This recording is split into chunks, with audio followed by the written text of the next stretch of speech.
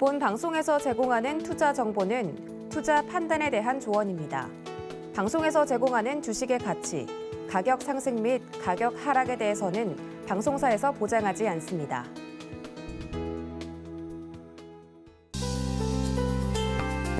네, 안녕하십니까. 자, 오늘은 현재 태조 이방원 주도주에 대해서 여러분과 거의 1시간 동안 함께 하도록 하겠습니다.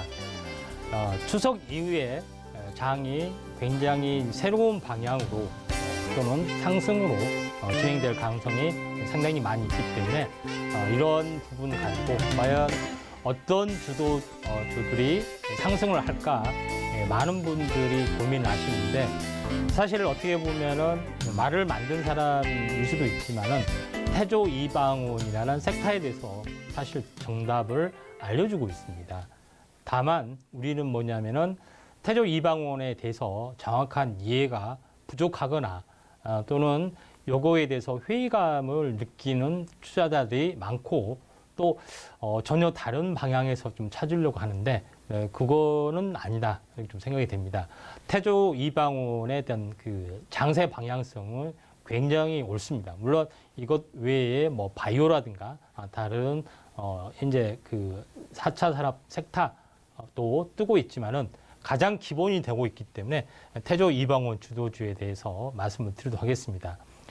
태조 이방원은 태조는 이성계인데 이방원은 이성계 아들이라는 거 좀 참고하시길 바라고요. 역사하고 주식은 좀 다릅니다. 이건 참고할 필요가 있는데 자, 오늘 여러분과 함께 할 부분들은 왜 태조 이방원이 있냐 요거에 대해서 집중적으로 시황을 하면서 말씀을 드리도록 하겠습니다. 제가 왜 4차 산업혁명의 본질 이 부분 그다음에 20년 100년 사이클에 대해서 이야기를 하냐면은 가장 최근에 하두가 되기 전에 4차 산업혁명의 코드 바람이 불면서 코로나 터졌고 코로나 때문에 유동성이 찾아왔던 그런 내용이 전개되고 있죠. 다시 한번 우크라이나 전쟁이 터지고 있는데 그럼에도 불구하고 유동성에 대한 본질은 변함이 없다. 이런 커다란 테마를 가지고 함께 하도록 하겠는데 시장의 흐름 또는 시장의 흐름은 항시 100년마다 한 번씩 변하는 것들은 기본적인 컨셉입니다. 제가 지난번에도 두어 번 언급을 좀 드렸던 부분들이 해당이 되는데 제일 중요한 것은 시장이 100년의 흐름이고 20년마다 한 번씩 바뀌는 이런 흐름들이 계속해서 나와주고 있다 하는 것들이 있습니다. 그러니까 제일 중요한 것은 1800년이 되기 전에 20년 전에 1780년대 영국에서 산업혁명이 일어나서 바로 100년 후에 어떤 시대를 지배를 좀 했죠. 이런 부분에 해당이 되는데 새로운 100년, 1900년이 되기 20년 전에 1880년 전에 미국에서 2차 산업 현재 혁명이 일어나서 전기가 일어나서 100년을 주도를 했던 것들이 있습니다. 마찬가지로 100년이 되기 20년 전에 1980년에 또 역시 미국에서 3차 산업혁명, 컴퓨터 혁명이 일어나서 차세대 100년을 주도하는 게임들이 일어나고 있죠. 근데 제일 중요한 것은 20년마다 한 번씩 바뀐다고 말씀을 제가 드렸는데 1980년도에 인터넷 혁명, 컴퓨터 혁명이 일어났고 2000년도에 뭐가 일어났죠? 인터넷 혁명이 일어났습니다. 그리고 2020년도에 다시 한번 20년이 되기 한 2, 3년 전에 4차 산업 혁명이라는 그런 그 새로운 어떤 작은 섹터죠. 그런 부분들이 생겨났기 때문에 이런 부분들이 이제 본격화되고 있는 어떤 것이다. 이렇게 좀 생각하시면 될 것 같습니다.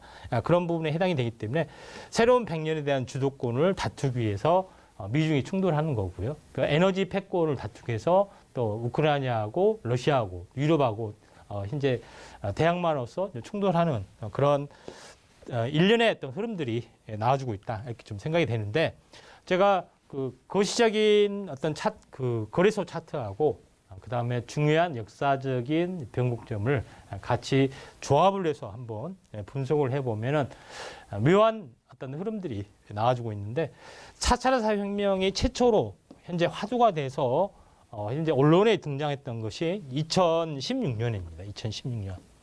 2016년에 화두가 되면서 굉장히 한번 크게 2년간 시세를 냈던 그런 부분에 해당이 되고 2018년에 미중 충돌, 남북 화해 무대에서 미중 충돌이 좀 생겨났죠.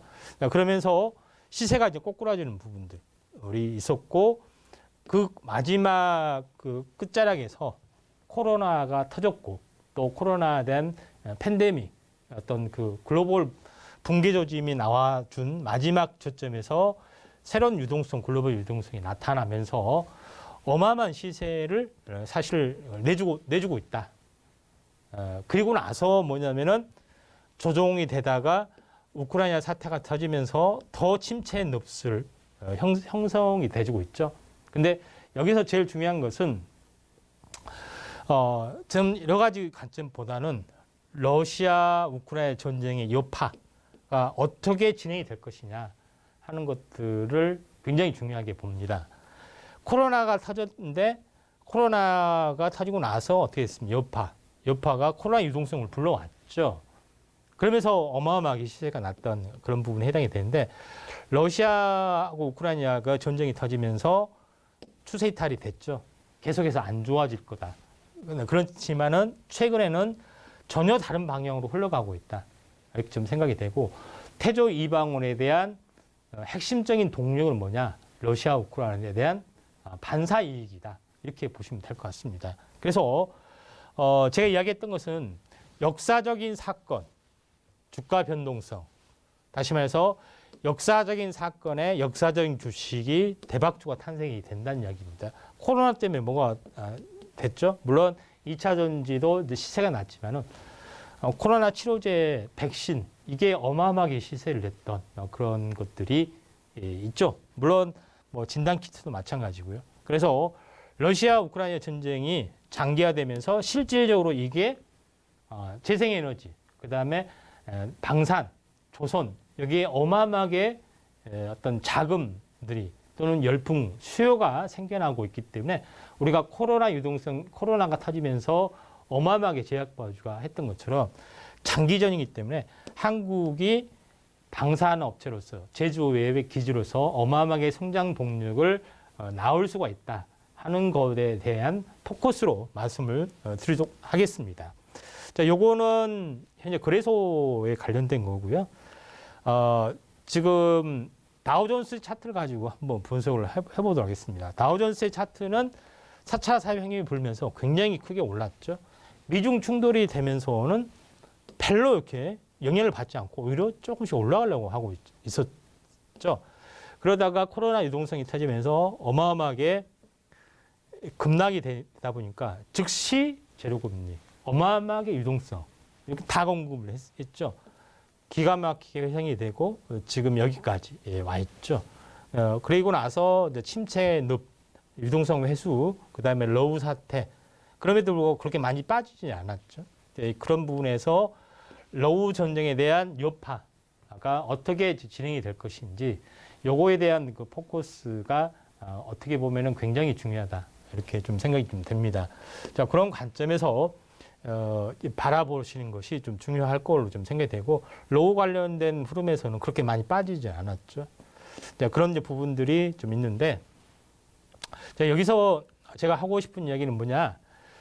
역사적인 템베거 부분들이 그때 과거에 코로나 유동성 때는 신풍제약이 10배 가는 시세가 났고 실제 리딩을 좀 했고 적중을 했던 기록 노란톡에서 자세히 알 수가 있는데 신풍제약 그다음에 한국 펜시 그다음에 이제 FDA 임상 요것 때문에 어마어마하게 나중에 시세가 났죠. 그러니까 FDA 임상 종료 요거에 대한 기대감 때문에 몇 달간 기다렸죠. 그리고 대시세가 폭발을 했고 결국은 템베거가 출연이 됐던 그런 전례대가 있는데 요것처럼 비슷하게 미중 패권의 또 흐름, 러시아 우크라이나에 대한 전쟁에 대한 여파 이것 때문에 굉장히 대박주가 나와줄 수가 있다 이렇게 좀 생각이 됩니다. 그래서 미중 패권과 중국의 세계 공장 위상을 보면은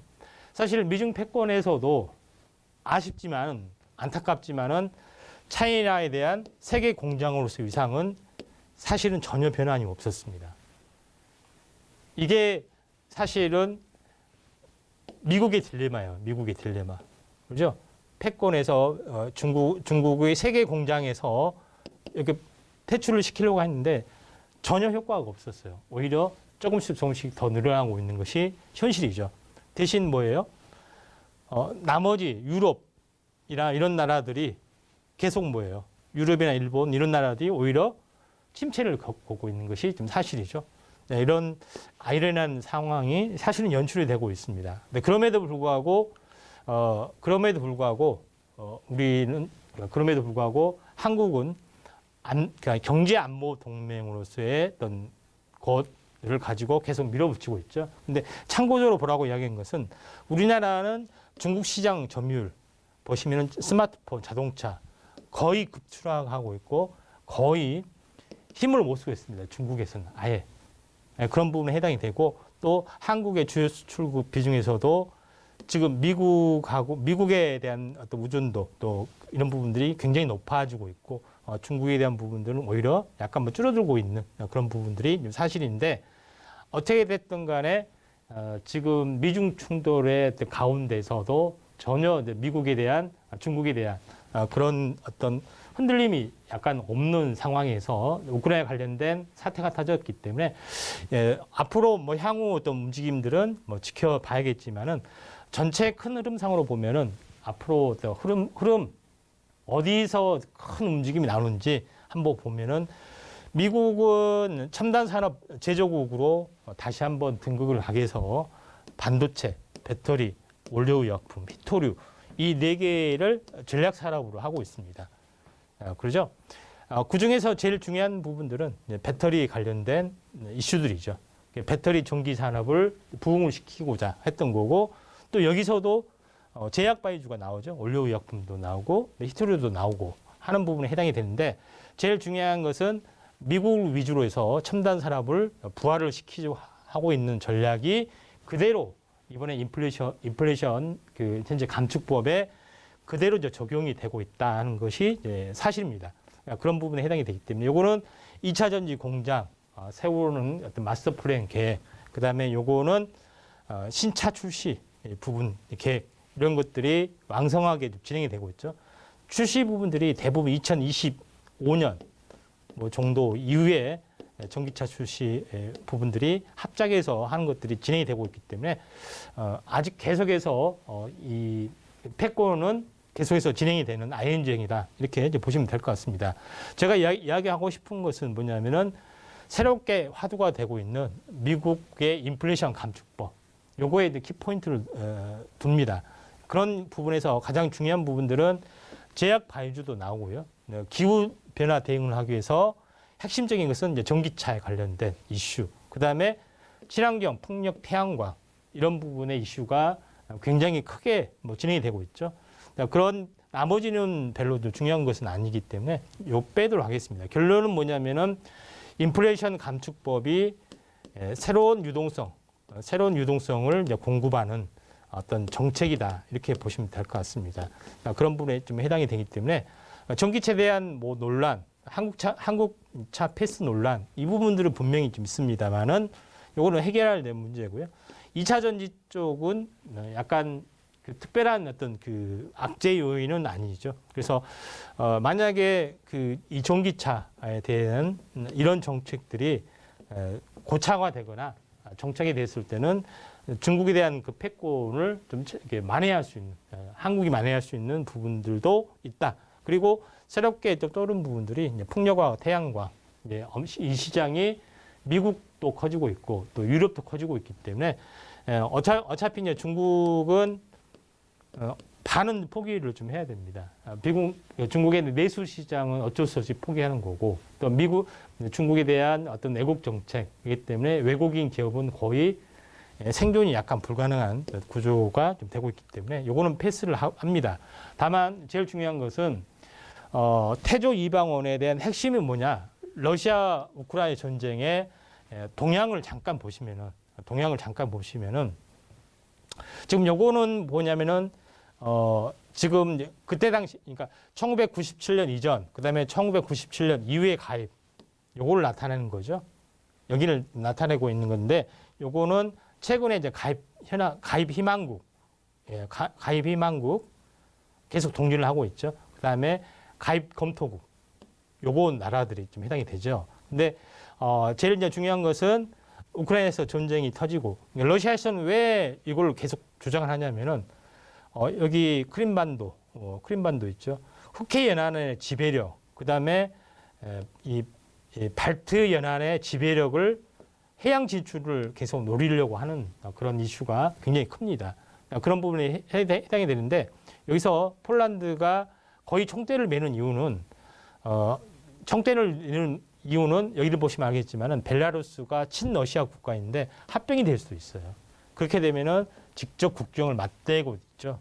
그다음에 또 중요한 것은 우크라이나가 현재 하고도 맞대고 있는 그런 상황이 좀 해당이 됩니다. 그러니까 폴란드, 체코, 헝가리 이 나라가 거의 이제 신흥국, 우리말 하면 70년대, 80년대 거의 신흥국, 유럽에 대한 현재 동유럽이 거의 제조업의 핵심 기지로 떠올라주고 있기 때문에 폴란드가 굉장히 중요한 요소를 가지고 있죠. 그러면서 폴란드뿐만 아니라 핀란드, 스웨덴 이쪽으로 전쟁이 확대될 가능성이 상당히 많기 때문에 또 이런 것 때문에 자주 국방을 좀 해야겠죠.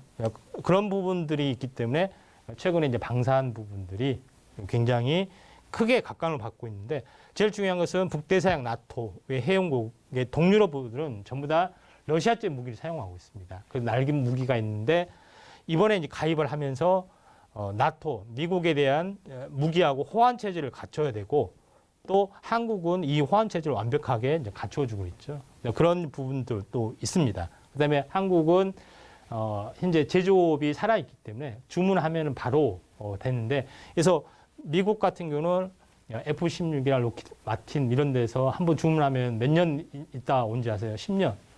지금 주문하면 10년 후에 와야 된다는 얘기죠. 이렇게 다르다는 이야기죠. 그런 부분에 해당이 되기 때문에 이런 부분이 전부 다 이 로 사태 때문에 전부 다 이제 무장을 해야 되고 또 군사적인 어떤 그 밀리터리 관련된 부분들의 어떤 교체 주기하고 맞물리기 때문에 저는 이 폴란드의 뭐 첨대 수출이 아니라 각 나라별로 전부 다 바꿔야 되는 그 수천 대가 될 수 있고 굉장히 크게 시장이 확대될 수 있다. 탱크만 보더라도 이런 부분들이 좀 있습니다. 그래서 제일 중요한 부분들은 현재 미중 패권이 여기만 있는 것이 아니라 지금 알고 있다시피 중국에 대한 그 대만 문제도 있고, 그 다음에 중국은 제1도련선, 그 다음에 제2도련선, 그 다음에 그 다음에 제3도련선까지 이렇게 호주까지 이렇게 방어선들이 있죠. 그러면서 각국 분쟁이 동남아시아 쪽하고도 있기 때문에 동남아시아에 대한 호주에 대한 국방, 그 다음에 인도에 대한 어떤 국방 문제, 인도하고 중국이 사이가 안 좋잖아요. 이 부분들 있고 그 다음에 중동 같은 경우도 마찬가지 사우디아라비아, 이란 이런 부분에서 자주 국방 수요 이런 것들 굉장히 많죠. 그렇기 때문에 이런 많은 수요들이 있기 때문에 가장 핵심적인 것은 방사능, 새롭게 떠오르는 산업이다 이렇게 보시면 됩니다. 그래서 지난번에 제가 그 전쟁이 확대되기 전에 제가 서울경제에서 이 방산에 대해서 한 거의 특집으로 했었습니다. 그런 부분들이 있었는데 그때 왜 한국산 어떤 그 방산 무기가 혁신적이고 굉장히 인기 있는지에 대해서도 자세히 말씀드렸습니다.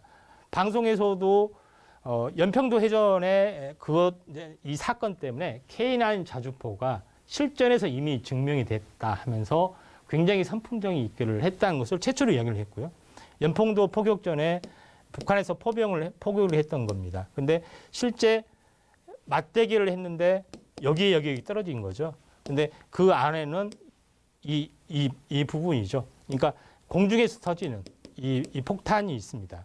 여기 반경을 고려를 해왔을 때 이쪽의 포대는 거의 70, 80%가 거의 붕괴되는 그런 사태가 일어났다. 이런 회자되는 것들이 있기 때문에 이걸 가지고 거의 영업을 했습니다. 사실은. 그래서 K9이 거의 이것 때문에 거의 선풍적인 입기를 가지고 있고 또 실전에서 증명이 됐기 때문에 요거 이야기하면서 하나 디펜스의 이제 자회사를 가지고 있는 모의사 하나 에어로스페이스를 주목하자고 말씀을 몇 달 전에 주목을 했었죠.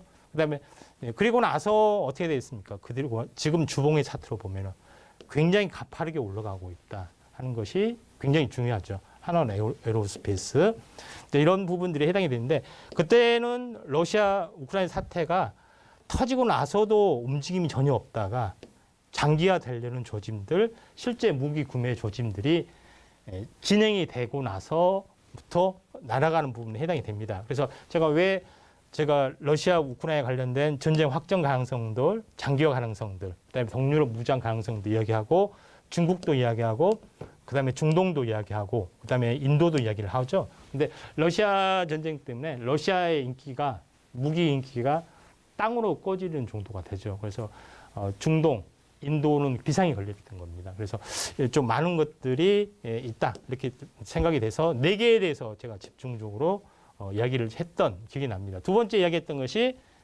LRG 넥스원.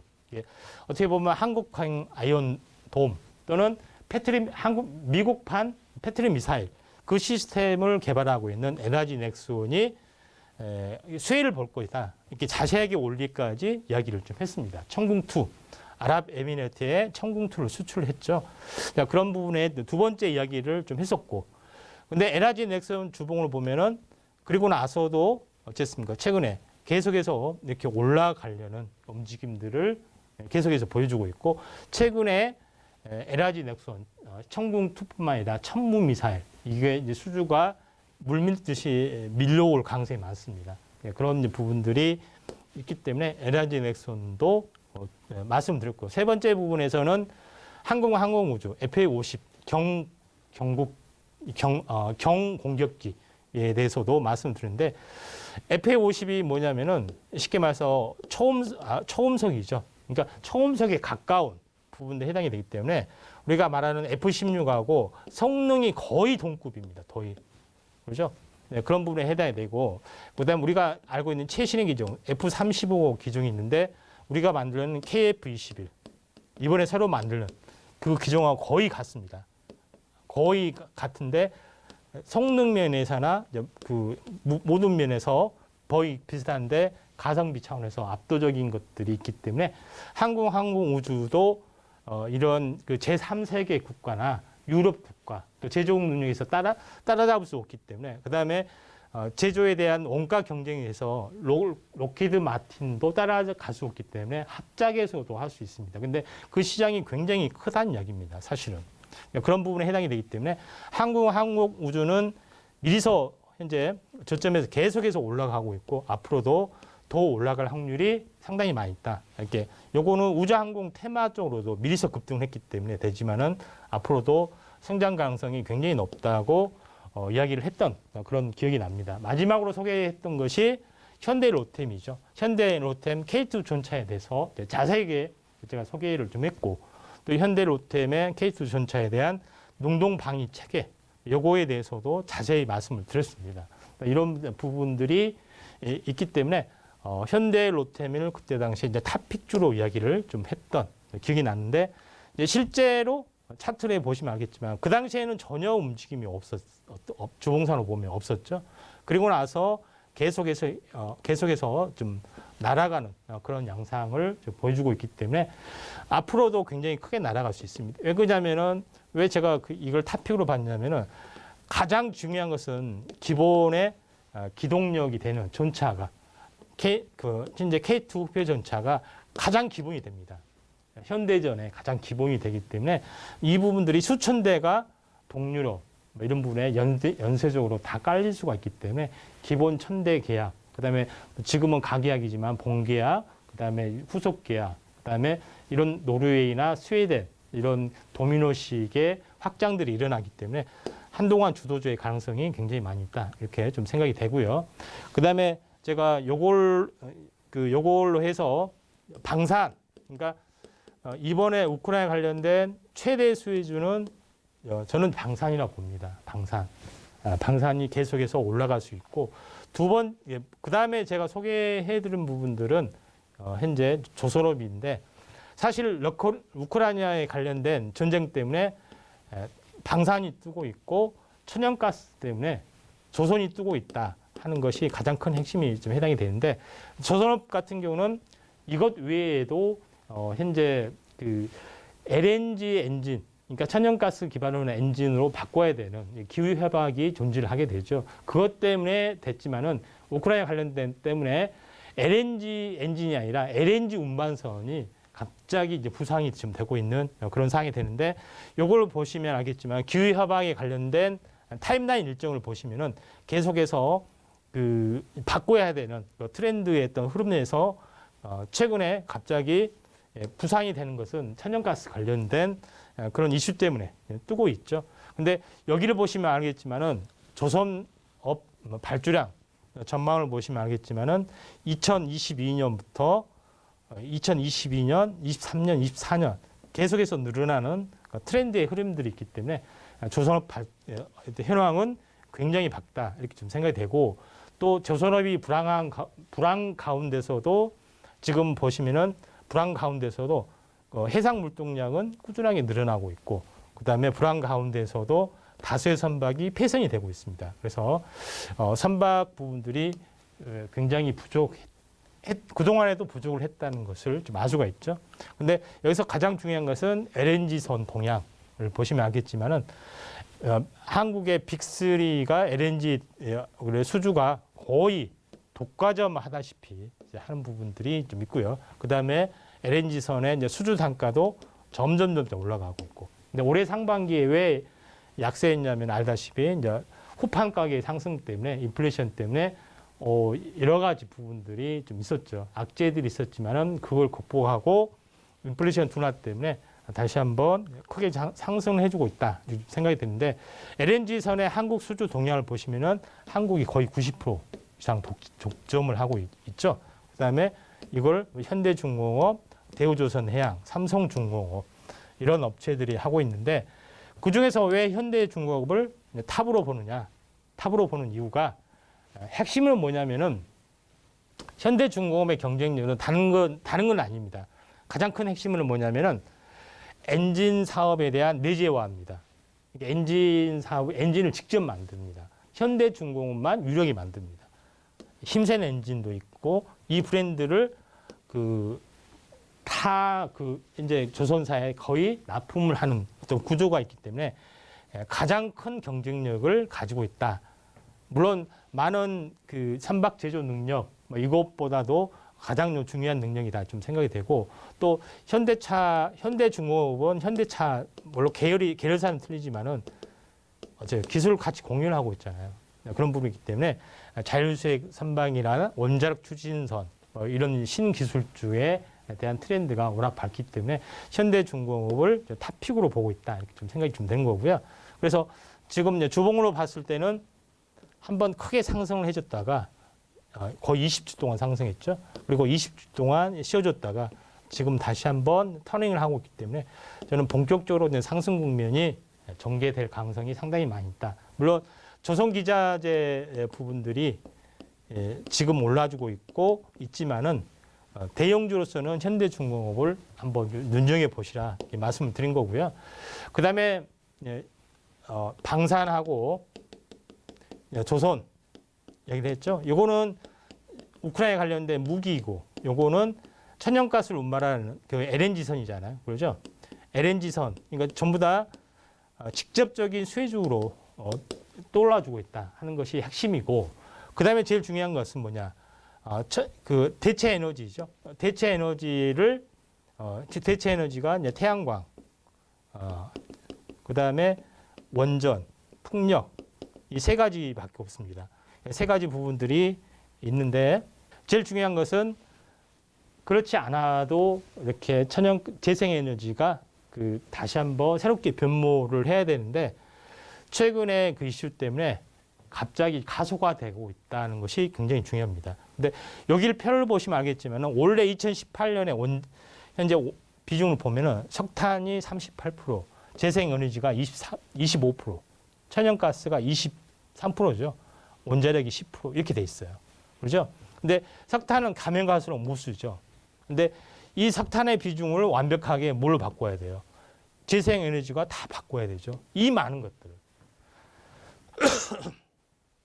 그다음에 제일 중요한 것은 천연가스에 대한 부분들이 제대로 이게 이번 그 사태 때문에 제대로 안 되고 있잖아요. 그래서 그렇죠. 그러니까 재생에너지에 대한 성장력, 폭발력이 사실 수치로 환산했을 때는 굉장히 어마어마하게 빅뱅이 되고 있다는 것이고, 요거는 2025년까지 전력 구성 원별 전망치를 보시면 알겠지만은 태양광, 그다음에 풍력, 그렇죠?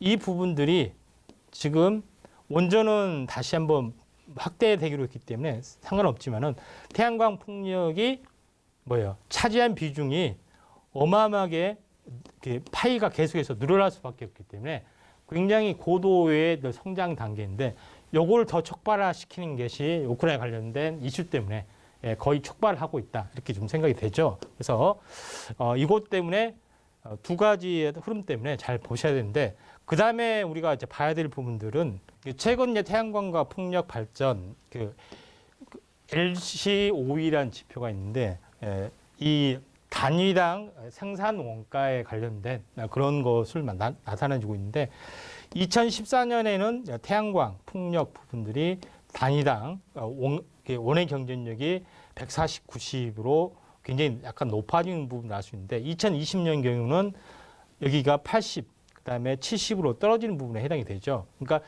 태양광이 가장 가파르게 현재 원가 경쟁력이 개선이 되고 있고, 풍력도 많이 개선이 되고 있죠. 그렇기 때문에 다른 현재 그 석탄, 가스, 그다음에 원자력 비해서 많이 단축이 된 걸 알 수가 있습니다. 그만큼 경쟁력이 챙겨놨고, 특히 태양광 같은 경우는 최근에 러시아 우크라이나 관련된 때문에 가장 빨리 전기를 생산할 수 있는 것이 이제 태양광입니다. 왜냐하면은 패널을 주문에다가 집이나 이런 데 설치만 하면 되기 때문에. 그래서 굉장히 가파르게 주문이 폭주를 하고 있는데, 원자량이나 풍력 이런 것은 아무래도 약간 뭐 시설 단지해야 되니까 몇 년씩 걸리는 경우가 많이 있습니다. 그래서 폭발적으로 그래서 태양광이 굉장히 크게 상승을 해주고 있죠. 여기를 보시면 알겠지만은 태양광의 원가가 경쟁력이 해상 풍력을 거의 압도하는 그런 부분들이 있죠. 그다음에 이런 부분들이 태양광에 대한 부분들이 최근에 태양광은 어떻게 태양광 정지를 만드는 것이 반도체 원리와 거의 같습니다. 기술 발전이 가장 빠르게 진보가 되고 있는 것이 태양광 쪽에 좀 해당이 되기 때문에 이런 현상이 좀 생겨나고 있다, 이렇게 좀 보시면 될 것 같습니다. 그리고 요거는 태양전지의 제조 과정입니다. 그러니까 반도체 공정하고 거의 같죠. 태양전지 모듈 시스템, 반도체 그 공급 라인 체인하고 같습니다. 결국은 뭐냐, 이게 태양전지나 반도체 셀 만든 거나 거의 같은 어떤 성질이 좀 있기 때문에 지금 반도체 장비 업체들이 뛰어든 경우가 상당히 많이 있습니다.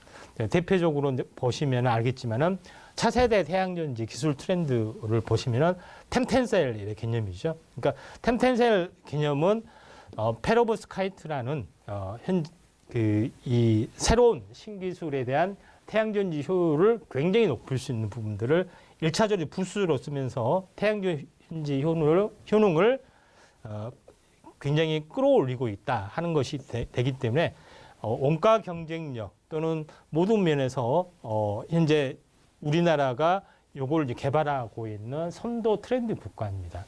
그래서 태양광에 대한 어떤 부분들이 굉장히 미래 전망이 굉장히 밝다, 이렇게 볼 수가 있기 때문에 이 페로브스카이트 기술, 그다음에 페로브스카이트를 장착한 템텐셀, 이 부분들에 대한 상용화가 계속해서 진행이 좀 되고 있다 하는 것이 가장 큰 핵심들에 해당이 되고, 우리나라에서 대부분 거의 주도하고 있습니다.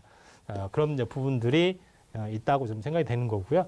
여기서 탑픽주를 현대에너지솔루션으로 제가 선정을 했습니다. 물론 현실적으로는 하나솔루션이죠. 하나솔루션도 같이 보셔야 되는데, 그 현대에너지솔루션을 고른 부분들은 대기업, 현재 연계 그룹주잖아요.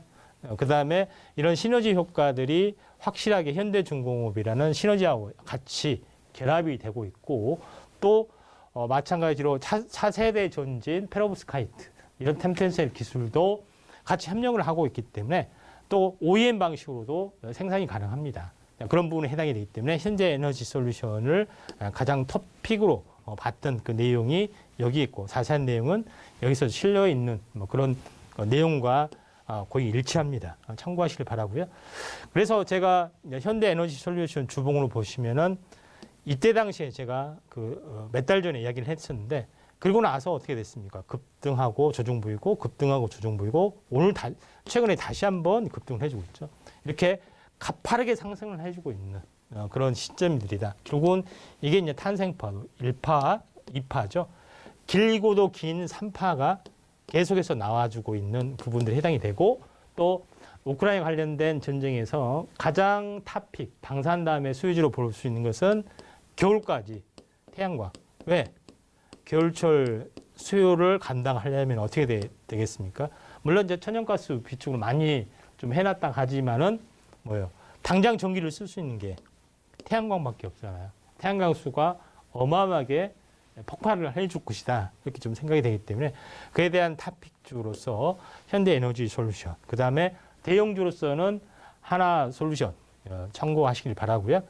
그 다음에 두 번째는 이제 풍력에 대해서 간단히 알아보겠습니다. 풍력에 대해서는 옛날에는 모노레일 방식, 그 다음에 뭐 트라이포트 방식, 뭐 자켓 이렇게 해서 고정식에 좀 해당이 됐는데 지금은 뭐냐면은 반잠수식 이렇게 부유식으로 해주면서 이 해상 하부 구조물이 계속해서 시장이 갑자기 늘어난 어떤 그 트렌드가 형성이 되고 있습니다. 물론 육상 풍력은 여러 가지 문제가 좀 있죠. 그래서 하부 구조물, 그 다음에 타워, 그 다음에 너셀이라든가 블레이드 이런 부분들은 해외 선진 기술이 앞서기 때문에 이 하부 구조물이 시장이 파이가 늘어나고 있죠.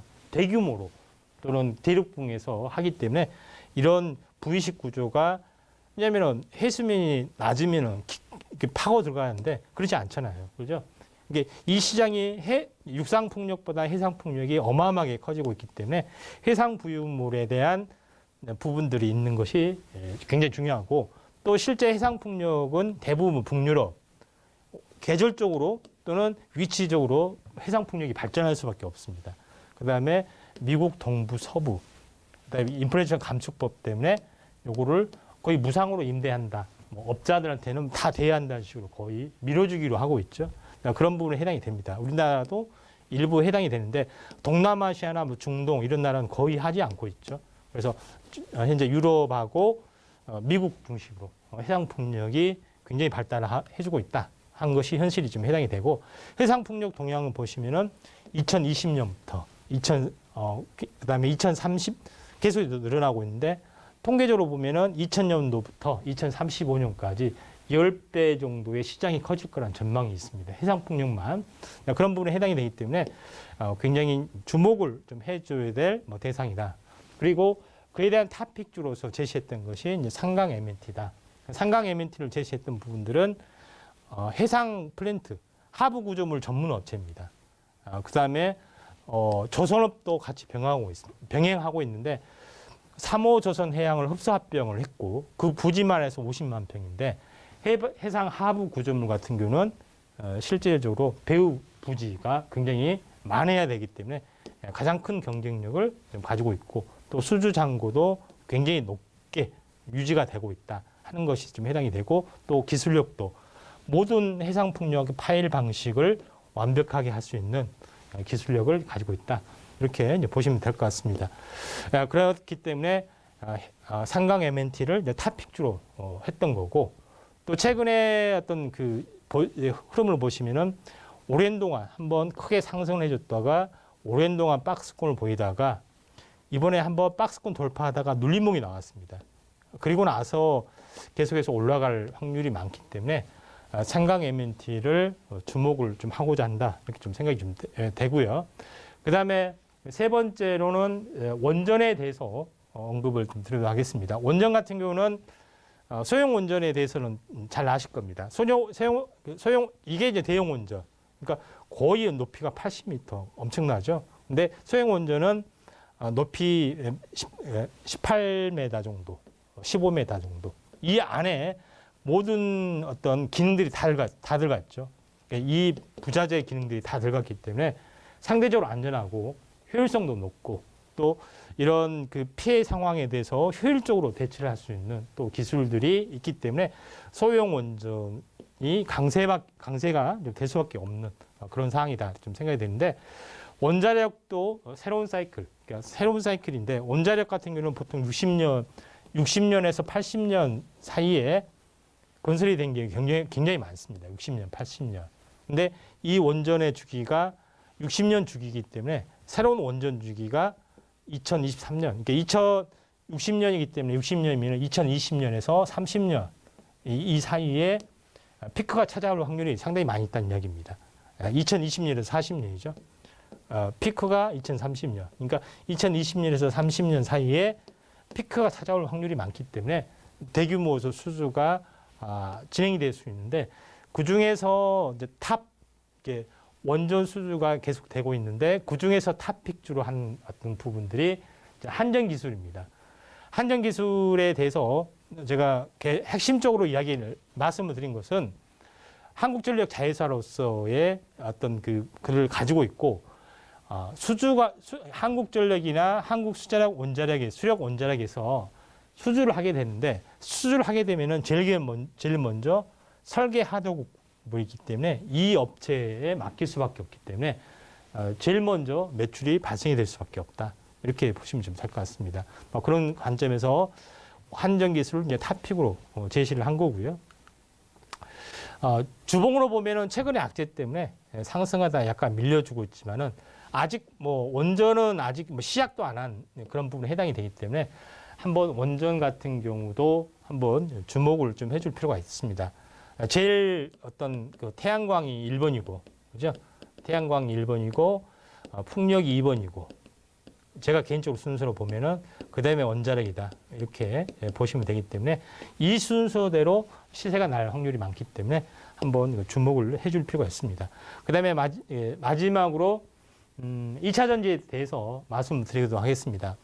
2차 전지 부분들은 이번엔 인플레이션 관련된 이슈 때문에 이제 부상이 되고 있는데 제일 중요한 것은 자급자족, 중국산을 배제할 수밖에 없죠. 근데 지금 내용은 다 설명할 수 없지만은 지금 양극재 업체, 그다음에 음극재 업체, 그다음에 분리박 업체, 전해액 업체, 그다음에 구리박 업체, 양극재의 알루미늄 박, 그다음에 음극재 구리박 이렇게 연결이 되고 있죠. 가운데 분리막이 있고 전해액이 있고.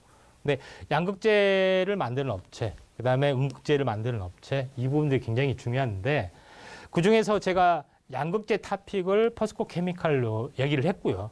음극재 탑픽을 그때 나노신 소재에 대해서 이야기를 좀 했던 이유에 대해서 잠깐 소개를 하겠습니다. 제일 중요한 것은 2차 전지에 대한 핵심 성장력, 핵심 성능을 끌어당기기 위해서는 여러 가지 어떤 주행 거리를 또 충전 시간 늘리는 거, 수명 늘리는 것에서는 여러 가지 기술들이 양극재, 음극재에서 필요해 보이는데 가장 핵심적인 내용은 뭐냐? 양극재에서는 양극재, 음극재 개념은 뭐냐? 시엔트 도전제 기술을 수용을 해야 된다는 거. 괴담 부분들에 해당이 되고 양극재는 성능을 높이는 부분에 해당이 되는데 여기서 브레이크가 걸리는 것들이 지금 전체 시장에서 말하는 현재 원자재에 대한 수급이죠. 그런 부분에서 탑픽들을 제가 퍼스코 케미칼 몇 달 전에 얘기를 했습니다. 가장 큰 핵심은 뭐냐면은 현재 양극재, 음극재를 동시에 생산할 수 있고 그다음에 제일 중요한 것은 수직 계열을 일단 완성을 했고 그다음 최근에 염호 광산을 통해서 자급자족을 할 수 있는 뉴스가 터졌습니다. 그 내용이 가장 큰 핵심에 좀 해당이 되는데 요거에 대해서는 제가 지난번에 뉴스에서도 말씀드렸다시피 아르헨티나에 대한 지방정부 염호 개발에 성공을 했는데 그 생산 규모가 거의 천문학적입니다. 그렇죠? 초기에는 220만 톤이랐더니 알고 봤더니 1350만 톤인데 그 전기차 배터리 최대 3억 7천만 대를 만들 수 있는 규모다. 어마어마한 규모를 개발했기 때문에 요거에 대한 수직 계열화, 원가 경쟁력이 굉장히 커지고 있죠. 그런 부분에 해당이 되기 때문에 2024년부터 100% 작업을 염화 리튬에서는 하고 있다 하는 것들이 굉장히 큰 핵심들입니다. 그리고 나서 나머지뿐만 아니라 뭐 니켈이나 흑연 이런 것들도 수직 계열을 완성하고 있기 때문에 굉장히 탑픽주가 된다. 그래서 포스코 케미칼이 크게 상승을 해주고 있고 주봉상으로 보면은 신고가를 달릴 수 있는 핵심에 좀 해당이 되고 그 다음에 나머지 하나 응급제 중에서는 나노 신소재를 꼽은 이유가 있습니다. 가장 큰 핵심은 뭐냐? CNT, 다시 말해서 탄소 나노튜브라는 기술 도전제를 상용화에 성공을 해서 응급제 성능을 획기적으로 현재 끌어올리는 그런 내용이 나오는데 시간 관계상 다 소개할 수 없는 그런 내용이지만은 전체적으로 CNT 도전제에 대한 매출을 상용화 시켜주는 그런 부분들이 좀 해당이 되죠.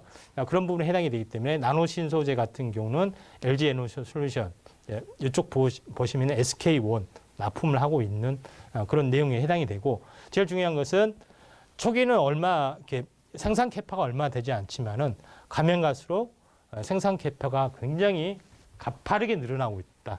그래서 새로 매출이 발생이 되는 이 업체 부분들이 굉장히 중요하고 나노 신소재, 탄소 나노 튜브의 기술을 보시면 알겠지만은 가운데가 비어 있잖아요. 그래서 에너지의 어떤 비축, 부피, 팽창 이런 모든 부분에서 자유로울 수 있는 그 탁월한 기술력을 최초로 상용을 했기 때문에 매출이 폭발적으로 늘어나는 이 업체가 양극재뿐만 아니라 음극재에도 들어가기 때문에 탑픽주로 이야기를 좀 했습니다.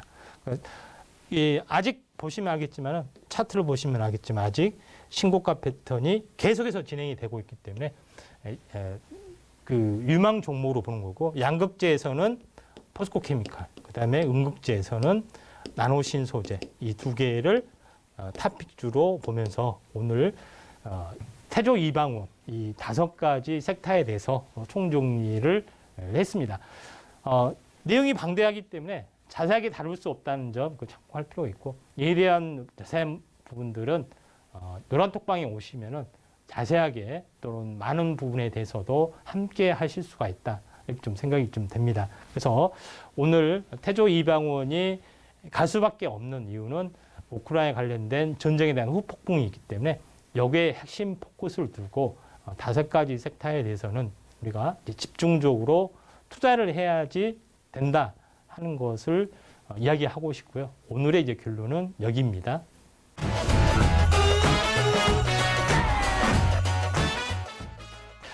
이제 코로나 유동성 때문에 한번 큰 시세가 났고요. 지금은 조정 뒤에 다시 한번 상승할 수 있는 섹터, 이거는 우크라이나 관련된 수혜주 업종으로 현재 집중을 좀 했고 그 이유에 대해서 자세히 말씀드렸습니다. 결국은 태조 이방원에 대한 핵심들은 현재 우크라이나 관련된 현재 방산, 조선, 그 다음에 신재생 에너지에 집중이 되고 있고 그 플러스 알파 현재 2차 전지 쪽으로 거의 압축이 되고 있습니다. 그래서 이런 내용들을 잘 아신다면은 선도주의 개념, 그 다음에 후발주 개념을 아시고 선도 섹터에 대해서 우리가 집중을 하셨으면 좋겠다 이렇게 좀 생각이 되고 오늘 준비한 내용은 여기까지 하도록 하겠습니다.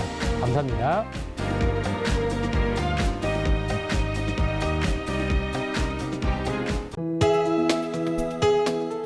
본 방송에서 제공하는 투자 정보는 투자 판단에 대한 조언입니다. 방송에서 제공하는 주식의 가치, 가격 상승 및 가격 하락에 대해서는 방송사에서 보장하지 않습니다.